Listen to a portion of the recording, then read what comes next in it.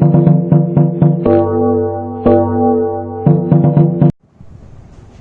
વિદ્યાર્થી મિત્રો, તમારી સામે અહીંયા બોર્ડ ઉપર લખેલા છે સ્વાધ્યાયના પ્રશ્નો, બરોબર છે. સોલ્વ કરવાનું સૌથી પહેલા ચાલુ કરીએ. શા માટે કેટલાક રેસાઓને સંશ્લેષિત રેસા કહે છે સમજાવો. તમને સમજાવવાનું કે તમે શું સમજી શકો, બોલો. ચલો, શું વિચાર આવે તમને? શા માટે કેટલાક, હું ટૂંકમાં લખીશ, તમારે એનું આખા ફોર્મમાં ક્વેશ્ચન બને લખી નાખવાનું.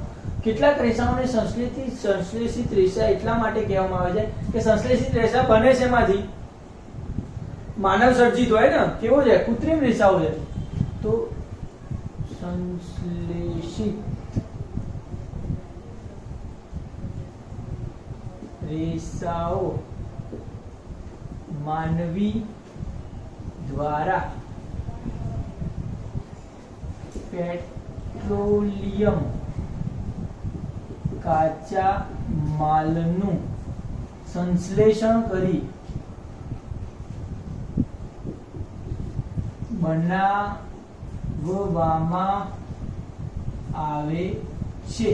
મતલબ કે માનવ સર્જિત છે, અને એટલા માટે કેટલાક રેસાઓને સંશ્લેષિત રેસાઓ કહેવામાં આવે છે. કેમ? કારણ કે એક તો માનવો દ્વારા બનાવવામાં આવે છે, અને પાછું શું કર્યું તો કે પેટ્રોલિયમ જે પેદાશો મળતી હતી, જમીનમાંથી જે પેટ્રોલિયમ પેદાશ મળે છે એનું સંશ્લેષણ કરીને મેળવવામાં આવે છે. મતલબ કે એના ઉપર રાસાયણિક પ્રક્રિયા કરી અને મેળવવામાં આવે છે, એટલા માટે એને સંશ્લેષિત રેસાઓ કહે છે. બરોબર? સંશ્લેષણ એટલે કે પ્રક્રિયાઓ કરીને મેળવાતું હોય એવું. બરોબર? તો જે કાચો માલ છે એના ઉપર રાસાયણિક પ્રક્રિયા કરીને બનાવવામાં આવે છે, એટલા માટે એને સંશ્લેષિત રેસા કહે છે. ના ખબર પડી આવશે, અને એટલે જ એને માનવ સર્જિત રેસા પણ કહે છે, એવું લખવાનું નીચે. સંશ્લેષિત રેસાઓમાં રેયન અલગ છે, કારણ કે અ બ ક માંથી ગમે તે કારણ પસંદ કરવાનું છે. પડે ખબર? અ બ ક માંથી ગમે તે એક કારણ પસંદ કરવાનું છે. યસ, સંશ્લેષિત રેસાઓમાં રેયન અલગ છે, કારણ કે રેયન એટલે કયું તો કે પેલું ચીનમાં શોધ થઈ હતી, રેશમ જેવા ગુણધર્મો ધરાવે. કોના જેવા? રેશમ જેવા. તો જુઓ, જેનો દેખાવ રેશમ જેવો છે તો કે વાત સાચી છે.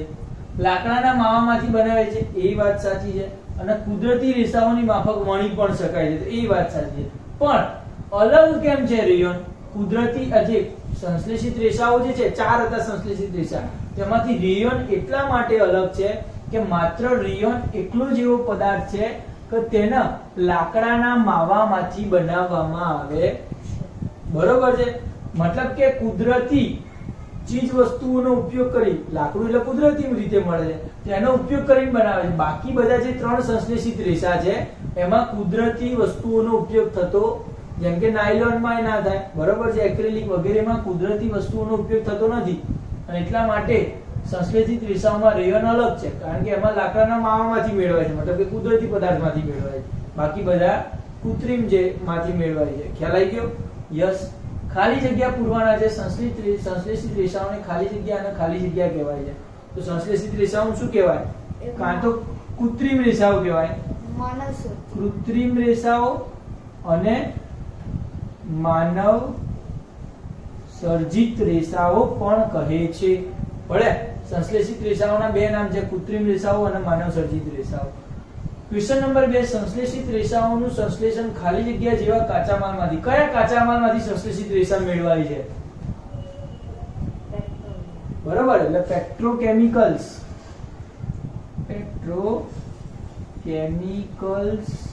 જેવા કાચા માલમાંથી સંશ્લેષિત રેસાઓ મેળવવામાં આવે છે. ના ખબર પડી? પડે છે. પછી શું છે? સંશ્લેષિત રેસાની જેમ પ્લાસ્ટિક પણ ખાલી જગ્યા છે. સંશ્લેષિત રેસાની જેમ પ્લાસ્ટિક શું છે? પોલિમર પદાર્થ છે. શું છે? સંશ્લેષિત રેસા કેવા હતા? પોલિમર. તો કે એક ને એક ઘટકોનું વારંવાર પુનરાવર્તન કરવામાં આવે છે એવું. પ્લાસ્ટિક પણ રૈખિક અને અરૈખિક જોડમાં એક ઘટકોનું પુનરાવર્તન હતું. તો બંને સંશ્લેષિત રેસા અને પ્લાસ્ટિક બંને કેવા છે? પોલિમર છે. યાદ રહેશે. લાસ્ટમાં એક ક્વેશ્ચન છે કે નાયલોન, ચોથો ક્વેશ્ચન, નાયલોન ના રેસા જે ખૂબ મજબૂત હોય છે તેનું દર્શાવતું ઉદાહરણ આપો. નાયલોન નું જે છે પણ એમાં શું મજબૂત છે નાયલોન રેસા, તો એનું એક ઉદાહરણ આપો. તો નાયલોન નો ખાસ ઉપયોગ થતો હોય એવું ઉદાહરણ આપો. તો જ્યાં ખબર પડે કે મજબૂત હશે. તો નાયલોન નો ઉપયોગ ક્યાં થતો હતો? તો કે પર્વતારોહણમાં, યાદ હોય તો. અને બીજો ક્યાં ઉપયોગ થતો હતો? પેરાશૂટની દોરીઓ જે હોય છે એમાં, બરોબર છે. એટલે પેરાશૂટ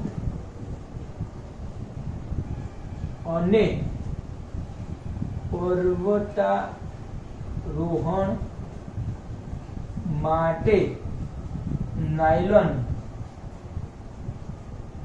નો ઉપયોગ થાય છે. તેથી કહી શકાય કે તે ખૂબ મજબૂત છે. ખૂબ જ મજબૂત. ના ખબર પડી 100%. યસ, આવી જગ્યાએ એનો ઉપયોગ થાય છે ને એટલે મજબૂત છે. આપણે ક્વેશ્ચન નંબર 4 સુધી જોઈ લીધું. હવે ક્વેશ્ચન નંબર કયો લઈશું? 5 થી સ્ટાર્ટ કરીએ. આ ઘૂસી નાખશું આપણે.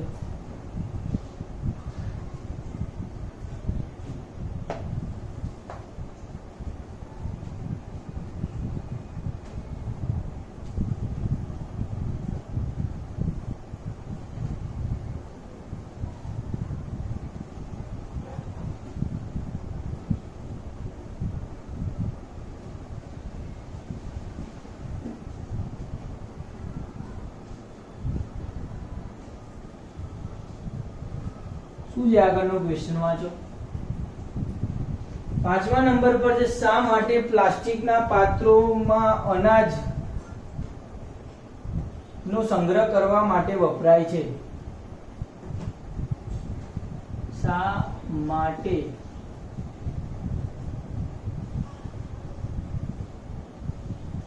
પ્લાસ્ટિક ના પાત્રો અનાજ સંગ્રહ કરવા વપરાય? બોલો, વિચાર લો. શા માટે?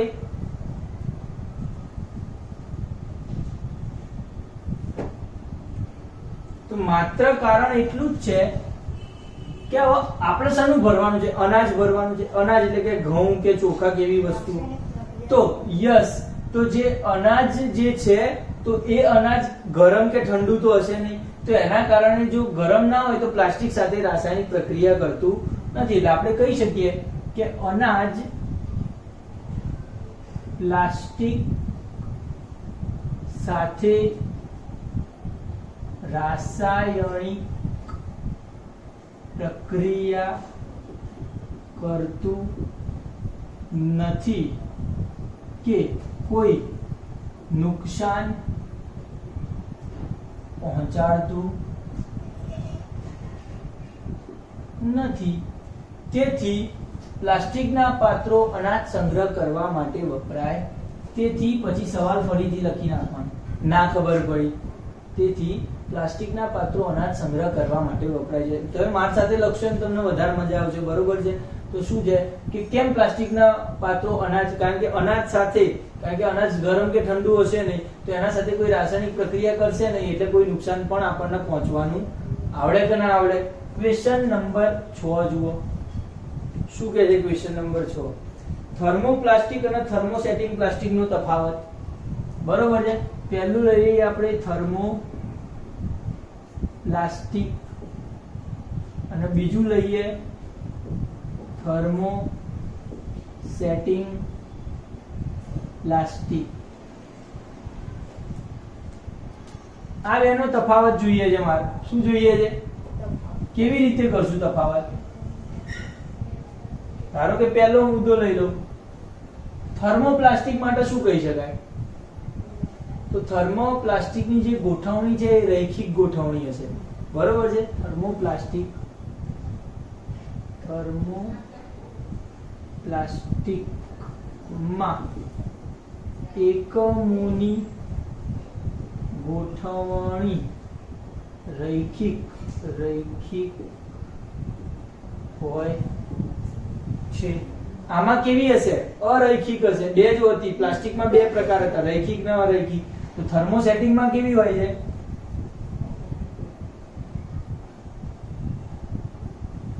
પ્લાસ્ટિકમાં એકમોની ગોઠવણી અરૈખિક હોય. પછી બીજો મુદ્દો શું લઈ શકાય? તો થર્મોપ્લાસ્ટિક નું વ્યાખ્યા શું હતી? ગરમ કરતા નરમ થઈ જાય, વિકૃત થઈ જતું હતું, યાદ છે? ગરમ કરતા નરમ થાય છે, બરોબર? અને આના ગરમ કરતા નરમ થતું, યસ, ગરમ કરતા, કારણ કે આના ઉદાહરણમાં શું હતું? ટાઇલ્સ અથવા તો પેલી જે તમે જે પ્લેટ વાપરો છો એ, બરોબર છે? તો એને ગરમ કરીએ તો એમાં થોડી કે નરમ થવાનું છે. યસ, ગરમ કરતા નરમ થતું નથી. ક્વેશ્ચન નંબર 3 શું આવશે? તો પોઈન્ટ નંબર 3 આવશે કે એના આકારમાં પણ પરિવર્તન કરી શકાય છે.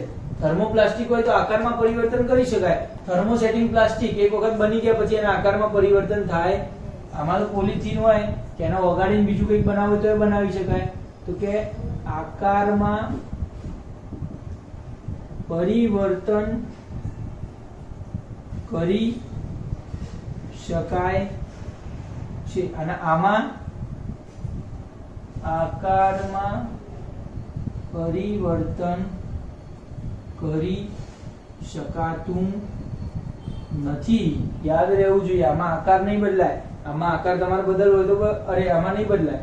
મતલબ કે પ્લેટ છે તો એને ગરમ કરશો તો કાળી પડશે પણ આકાર નહીં બદલાય. આમાં તો આકાર બદલાઈ જશે, વિકૃત થઈ જાય છે. ચોથા મુદ્દામાં આપણે ઉદાહરણ લઈએ. થર્મોપ્લાસ્ટિકના ઉદાહરણ આપો. પ્લાસ્ટિકના રમકડા, પોલિથીન લઈએ પહેલા તો. પોલિથીન, પ્લાસ્ટિકના રમકડા, પછી વાસણો, પ્લાસ્ટિકના વગેરે વગેરે વગેરે, બરોબર છે? બોટલો, પછી બીજું શું વપરાય? પાણીની બોટલો, બરોબર છે? જ્યારે આમાં થર્મોસેટિંગ પ્લાસ્ટિકના ઉદાહરણ શું આવશે વિચાર લો. તો થર્મોસેટિંગ પ્લાસ્ટિકમાં એક તો શું આવતું હતું? બેકેલાઇટ અને મેલામાઇન આવતું હતું. તો બેકેલાઇટમાં કયું આવતું હતું? યસ, બેકેલાઇટમાં ના ઉદાહરણ શું હતા? તો સ્વિચો બનાવવા, પછી વાસણોના હાથા બનાવવા,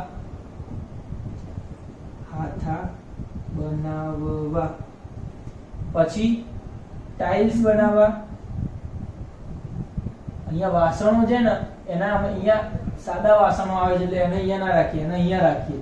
જે પેલા સિરામિક ના વાસણો આવે છે, વાસણો બનાવવા માટે, બરોબર છે? સિરામિક જેવા એટલે ખાલી વાસણો જ રાખીએ આપણે. વાસણો બનાવવા વગેરે જગ્યાએ. પછી બસ એટલી જગ્યાએ શું વપરાશે? Thermosetting plastic. ના ખબર પડી? આગળનો ક્વેશ્ચન શું છે જુઓ. 7મા નંબર ઉપર કોઈ ક્વેશ્ચન લખેલો છે અને એ એવું છે કે થર્મોસેટિંગ પ્લાસ્ટિકમાંથી શા માટે બનાવવામાં આવે છે સમજાવો.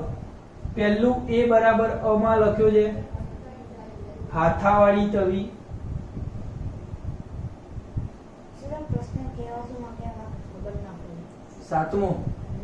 સાતમામાં શું છે? ક્વેશ્ચન એવું પૂછ્યું છે કે નીચેની વસ્તુ, ધારો કે હાથાવાળી તવી, તો એ થર્મોસેટિંગ પ્લાસ્ટિકમાંથી બનાવવામાં આવે છે. આપણને ખબર છે કે આ જે વાસણોના જે હાથા છે એ શેમાંથી બનાવવામાં આવે છે? Thermosetting plastic. તો એ હાથો જે બનાવે છે થર્મોસેટિંગ પ્લાસ્ટિક થી. તો કેમ થર્મોસેટિંગ થી જ બનાવ્યો? એમ પડી કેમ થર્મોસેટિંગ પ્લાસ્ટિક થી જ હાથાવાળી તવીનો હાથો બનાવવામાં આવે છે? લોજિક શું છે? તો કારણ કે આપણે થર્મોસેટિંગ પ્લાસ્ટિક જોયું હતું તો વાસ્તવમાં થર્મોસેટિંગ પ્લાસ્ટિક કેવું છે? બેકેલાઇટ અને મેલામાઇન. તો કે અહીંયા આપણે આ ક્વેશ્ચનનો પૂર્ણ વિરામ કરીએ. ને હાથાવાળી કે તવીનો જે હાથો જે છે એ તવીનો હાથો બેકેલાઇટ પ્લાસ્ટિકમાંથી બનાવવામાં આવે છે. યાદ છે? બેકેલાઇટ પ્લાસ્ટિકમાંથી બનાવવામાં આવે છે. અને તે એટલે કે બેકેલાઇટ પ્લાસ્ટિક છે કેવું હતું? ઉષ્મા અને આપણે લખીએ ખાલી ઉષ્માનું જ કામ છે અહીંયા. તો શું લખશું? ઉષ્માનું અવાહક. કેવું છે ઉષ્માનું? કેવું છે? બેકેલાઇટ પ્લાસ્ટિક માંથી બનાવવામાં આવે છે અને ઉષ્માનું કેવું છે? અવાહક. મતલબ કે એની અંદરથી ઉષ્મા પ્રવેશવા, ગરમી પ્રવેશવાની નથી, એટલે કે આપણે બળી ના જઈએ એટલા માટે તવીનો હાથો છે એ બેકેલાઇટ પ્લાસ્ટિક, થર્મોસેટિંગ પ્લાસ્ટિક નો બનાવાયો છે. થર્મોસેટિક પ્લાસ્ટિકમાં શું આવે? બેકેલાઇટ. અને એમાંથી કેમ બનાવે છે? કારણ કે આપણે ઉષ્માનું અવાહક છે, એટલે કે બળી ના જઈએ એટલા માટે. ના ખબર પડી. ક્વેશ્ચન બ માં શું છે? જુઓ બ માં શું છે? Electric plug switch board. Electric plug switch board. આ સ્વિચો કે ઇલેક્ટ્રિક પ્લગ જે તમે જુઓ છો તો એ શેના બનાવાય છે? થર્મોસેટિંગ પ્લાસ્ટિક ના જ બનાવાય છે. આ રીતે જુઓ સ્વિચ બનાવવાને એમ. તો કેમ થર્મોસેટિંગ પ્લાસ્ટિક વપરાયું? તો ફરી જ એક વાત કે સ્વિચ અને ઇલેક્ટ્રિક પ્લગ શેમાંથી બનાવવામાં આવે છે? આ પણ બેકેલાઇટ માંથી બનાવવામાં આવે છે. જે ઉષ્મા નહીં, જે વિદ્યુતનું અવાહક છે. કોણ છે? વિદ્યુતનું અવાહક છે. એટલા માટે ઇલેક્ટ્રિક પ્લગ, સ્વિચબોર્ડ વગેરે શેમાંથી બનાવવાનું? બેકેલાઇટ માંથી, મતલબ કે થર્મોસેટિંગ માંથી બનાવવાનું. કારણ કે પેલું જે ઉષ્માનું અવાહક છે એ જ વસ્તુ છે, આ વિદ્યુતનું અવાહક છે. એટલા માટે એમાં થર્મોસેટિંગ પ્લાસ્ટિક માંથી જ બનાવવું જોઈએ કે જેથી આપણે ઉષ્મા અને વિદ્યુત થી બચી શકીએ. ક્વેશ્ચન નંબર 8 જુઓ. ક્વેશ્ચન નંબર 8 તમારી સામે જ છે, ચોપડીમાં જોશો એટલે ખ્યાલ આવી જશે.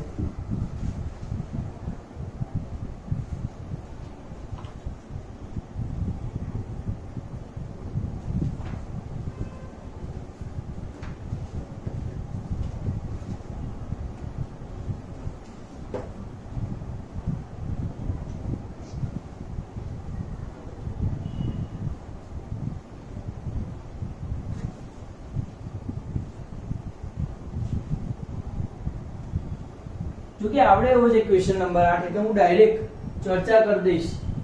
ક્વેશ્ચન નંબર 8 જે તમે ચોપડીમાં જોશો એની અંદર ક્વેશ્ચન એવો આપેલો છે કે રીસાયકલ થઈ શકે અને રીસાયકલ ન થઈ શકે એમાં વર્ગીકૃત કરો.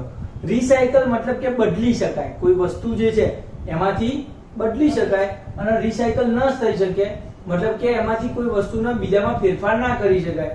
મતલબ કે તમારી પાસે કોઈ ડોલ છે, હવે ડોલ તૂટી ગઈ નીચેથી, તો શું કરી શકાય? તો કારખાનામાં લઈ જઈને એને પીગાડી દો અને પછી એમાંથી બીજી કોઈ ડોલ કે બીજી કોઈ વસ્તુ બનાવી તો બનાવી શકાય. એને શું કહેવાય? રીસાયકલિંગ થઈ શકે એવો પદાર્થ.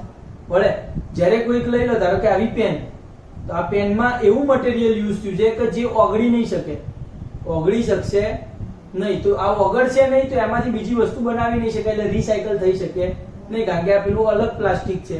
ખ્યાલ આવી ગયો તમને? યસ. તો એવી વાત છે. સૌથી પહેલા ટેલિફોનના ઉપકરણ રીસાયકલ થઈ શકે? હું ખાલી અહીંયા રીસાયકલ ન થઈ શકે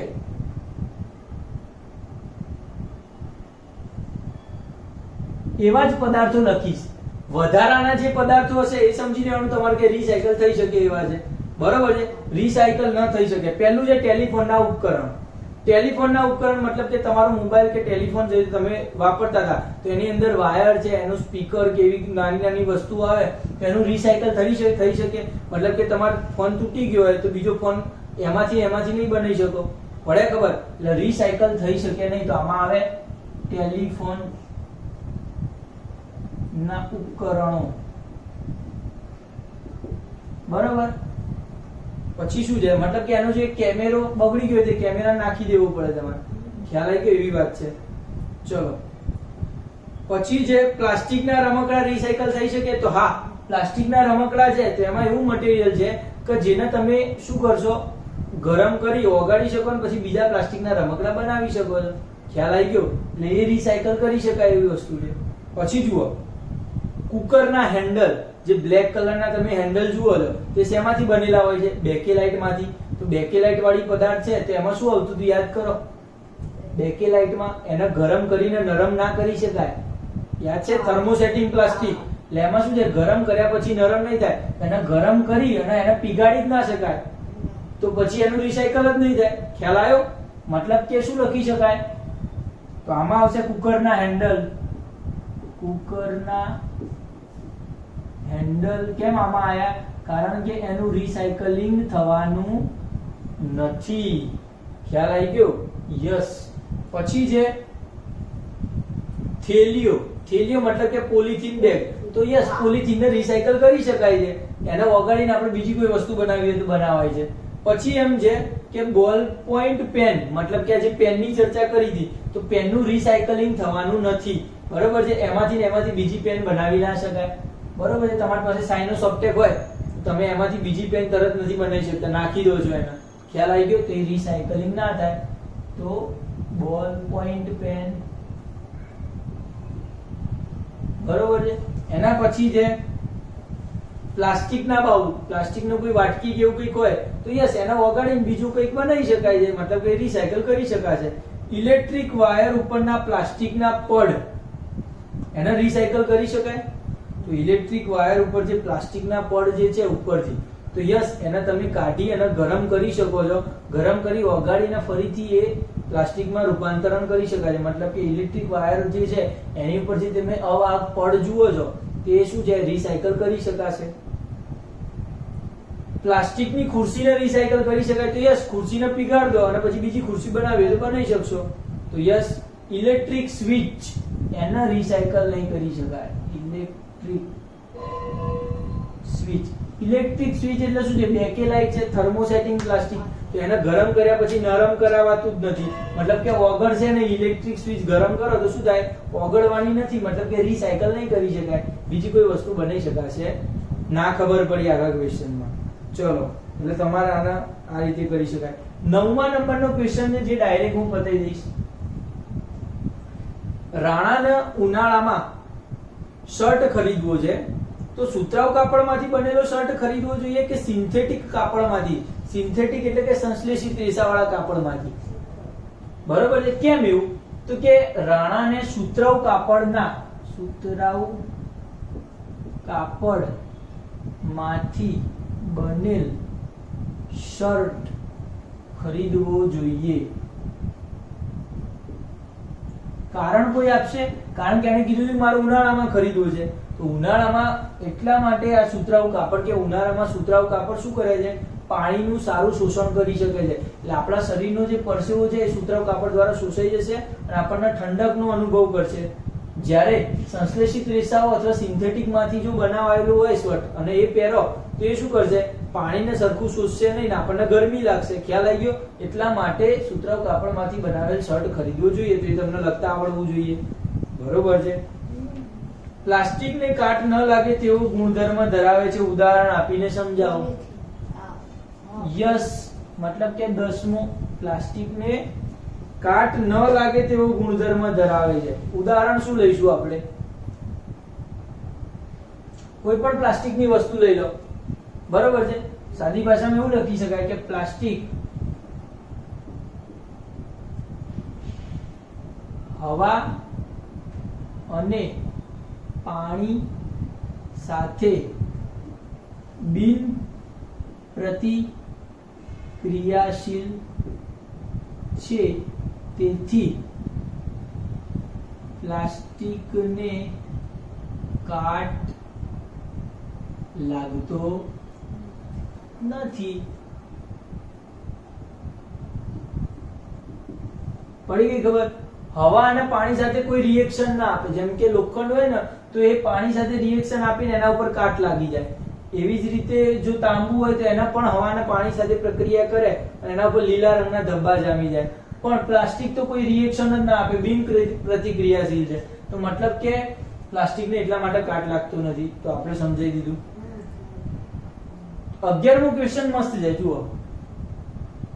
આપણે જે તમે સવારે જે ટૂથબ્રશ કરો છો, તમારી પાસે જે બ્રશ હોય છે, તો એમાં હાથા અને રેસા એક જ મટીરિયલના બનેલા હોય? તો ટૂથબ્રશ ના, હાથા શેમાંથી બનાવેલા હોય? તો તમે લોજિકલ વાત કરો, જ્યારે ટૂથબ્રશ સળગાવો તમે, એનો જે હાથો છે ને એ કાળો થઈ જાય, એ પીગળવાનો નથી. મતલબ કે શેમાંથી હોય? થર્મોસેટિંગ પ્લાસ્ટિકમાંથી બનેલો હોય. તો હાથા શેમાંથી બનેલા હશે? થર્મોસેટિંગ પ્લાસ્ટિકના બનેલા હશે. અને જે ટૂથબ્રશ છે એના જે ઉપરના જે રેસા હોય એને શું કહેવાય છે? રેસા જ લખ્યું છે ના, રેસા મતલબ કે જેનાથી આપણે દાંત સાફ કરીએ છીએ એ રેસાઓ, બરોબર છે, એમાંય પ્લાસ્ટિક યુઝ થયું હોય છે. તો એ ગરમ કરશો તો શું થશે? ઓગળી જશે. ખ્યાલ આવી ગયો? તો એ શેમાંથી બનેલા હશે? થર્મોપ્લાસ્ટિક, ખાલી થર્મોપ્લાસ્ટિકમાંથી. ખ્યાલ આવી ગયો? યસ. એટલે જો સમજી લો કે બે અલગ અલગ પ્લાસ્ટિક થી એક જ વસ્તુ બની શકી છે. આ ઘણી વસ્તુ એવી હોઈ શકે. તો યાદ રાખવાનો, હાથો જે છે એ પીગળશે નહીં, નરમ નહીં કરી શકાય. એ કેવું છે? થર્મોસેટિંગ ના, તો પીગળી જશે.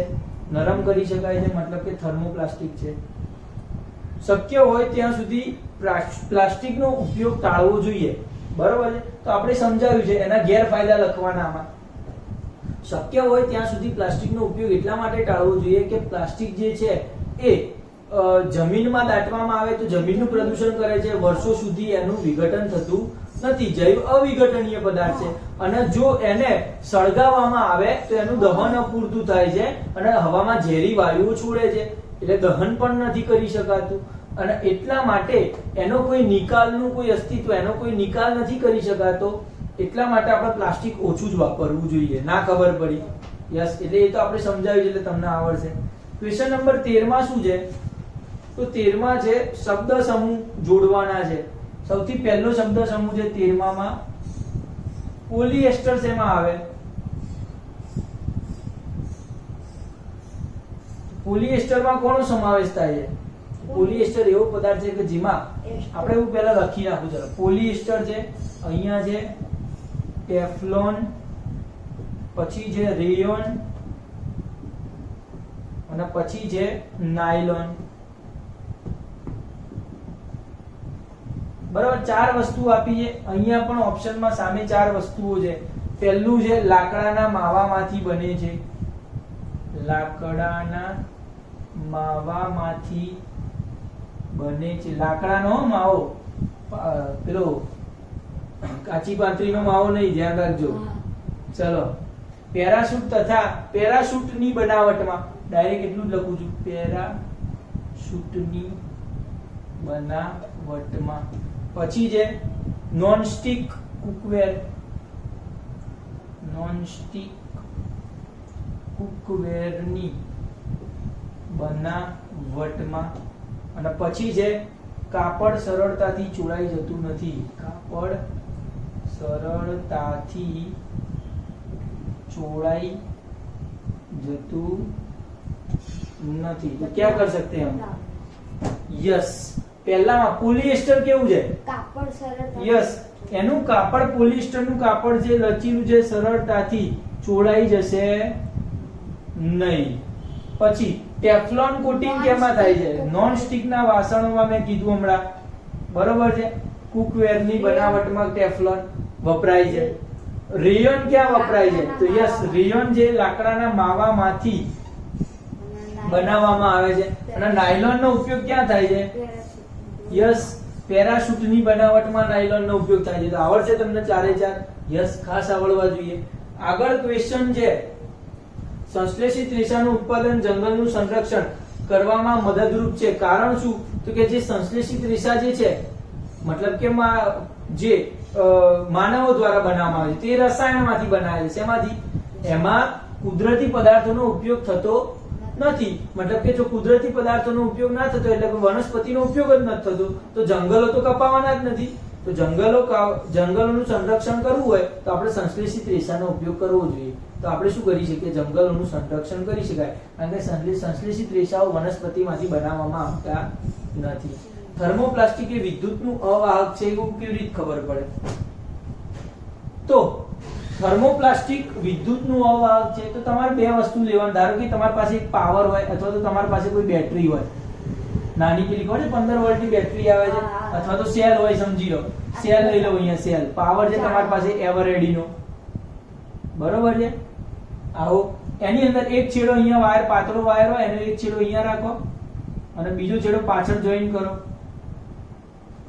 અને પછી શું કરો, તો તમારી પાસે એક તાંબાનો કોઈ ટુકડો હોય, તાંબાનો અથવા લોખંડનો, તો એને ભરાવો અને અહીંયા વચ્ચે શું કરો, તો કે એક બલ્બ મૂકી દો. નાની જે ગોળી આવે પેલી આપણે નવરાત્રીમાં ઉપયોગ થાય છે એવી ગોળી મૂકી દો. અહીંયા જો તાંબુ હોય તો આ બલ્બ, અહીંયા જો બેટરીની મદદથી શું થશે, બલ્બ પ્રકાશિત થશે, કારણ કે તાંબામાંથી વિદ્યુતનું વહન થઈ શકે. પણ આની જગ્યાએ જો થર્મોસેટિંગ પ્લાસ્ટિક કે કોઈ પ્લાસ્ટિક મૂકી દીધું હોય, બીજું કોઈ પ્લાસ્ટિક, તો એ શું છે, વિદ્યુતનું અવાહક છે. તો પ્લાસ્ટિક વિદ્યુતનું અવાહક છે, મતલબ કે વિદ્યુત પ્રવાહ પસાર થશે નહીં, એના જે બલ્બ છે પ્રકાશિત થશે નહીં. તો આ એક પ્રવૃત્તિ થઈ ગઈ કે જેનાથી આપણને ખબર પડી શકે કે પ્લાસ્ટિક વિદ્યુતનું અવાહક છે, ત્યારે તાંબુ એ વિદ્યુતનું વાહક છે. ના ખબર પડી તો આવો પ્રયોગ તમે જાતે પણ બેટરી જે હોય તમારી પાસે અથવા તો સેલ હોય પાવર, તો એના દ્વારા તમે આવો પ્રયોગ કરી શકો છો. ખ્યાલ આવી ગયો? તો આપણું ચેપ્ટર નંબર 3 અહીંયા પૂરું થાય છે. આવતા લેક્ચરમાં ચેપ્ટર નંબર 4 ની શરૂઆત કરશું.